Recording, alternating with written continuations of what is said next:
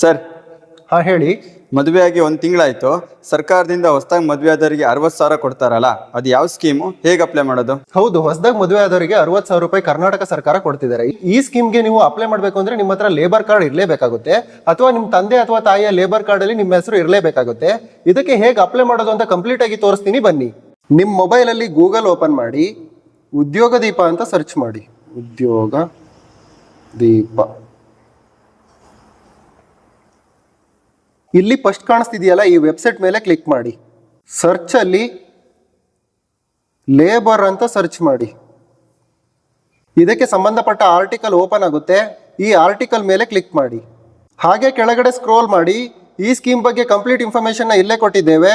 ಹಾಗೆ ಈ ಸ್ಕೀಮ್ಗೆ ಅಪ್ಲೈ ಮಾಡೋಕೆ ಏನೆಲ್ಲ ಡಾಕ್ಯುಮೆಂಟ್ ಬೇಕು ಅಂತ ಸಹ ಇಲ್ಲೇ ಇದೆ. ಹಾಗೆ ಈ ಸ್ಕೀಮ್ನ ಅಫಿಷಿಯಲ್ ವೆಬ್ಸೈಟ್ ಸಹ ಇಲ್ಲೇ ಇದೆ.